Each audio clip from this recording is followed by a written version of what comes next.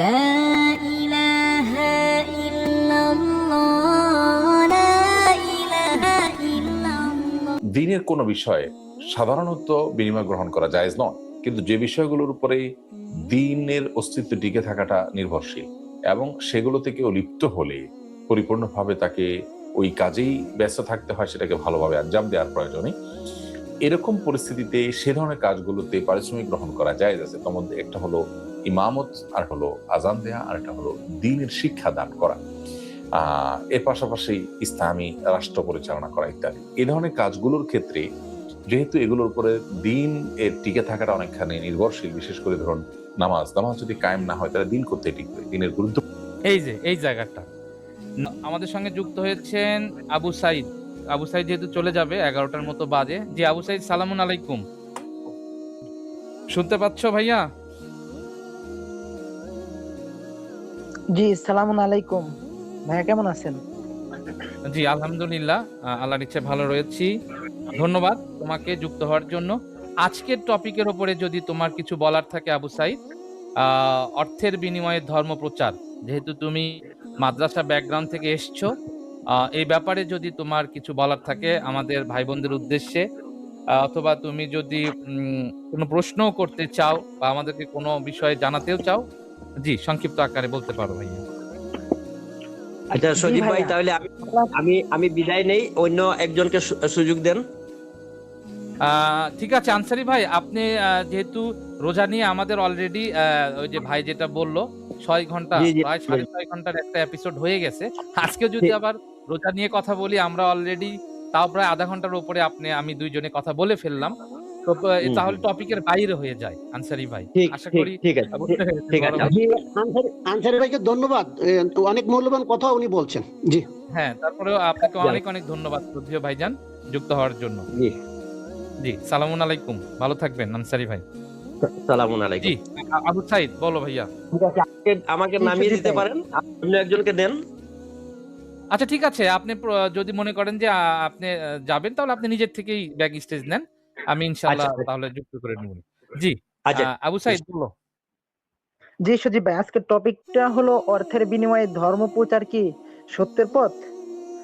তো যাই হোক, আল্লাহ তাআলা কোরআনে বলছেন যে জীবিকা অর্জন করা হারাম। যারা কুরআন দিয়ে জীবিকা অর্জন করে তারা আগুন ভক্ষণ করে। যারা কুরআনের বিনিময়ে খায় তারা পেটে আগুন ঢুকাচ্ছে।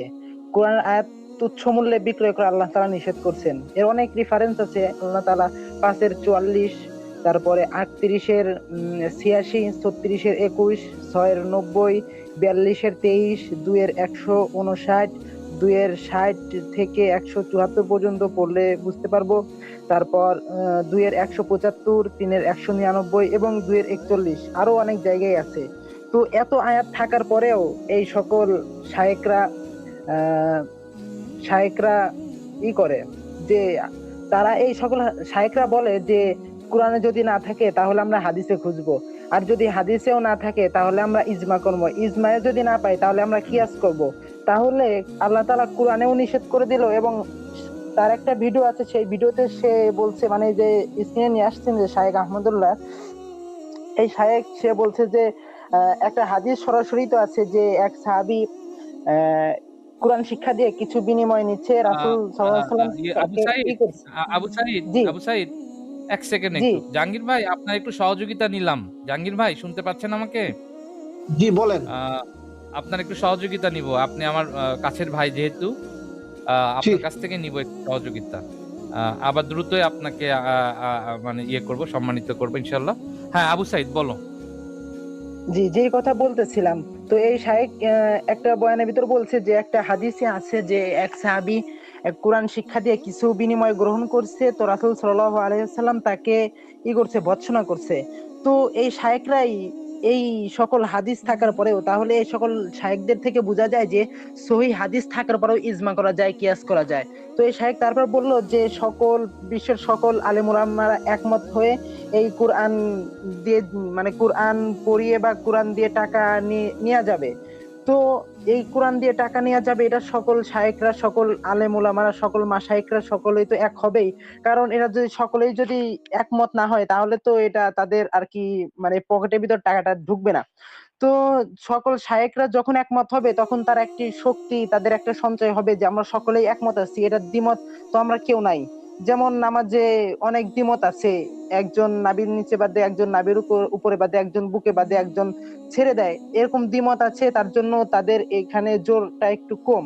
আর যেহেতু তারা সকলেই একমত এই টাকা নেওয়ার ব্যাপারে, তাদের এখন শক্তি, তাদের এখন এই বলটা বেশি, তার জন্য তারা এই ইজমা করে সকল লোকদেরকে বুঝায় যে ইজমা করেছি, সকল ওলামারা একমত, এর সাথে দ্বিমত কেউ নাই যে এই টাকা নেওয়া যাবে। কিন্তু আল্লাহ তাআলা যে কোরআনে অনেক জায়গায় বলেছে, প্রায় 10-12 বেশি বলেছে, যারা কোরআন দিয়ে জীবিকা অর্জন করে তারা পেটে আগুন ঢোকাচ্ছে, এবং কোরআনের আয়াতকে তোমরা তুচ্ছ মূল্যে বিক্রয় করতেছো না।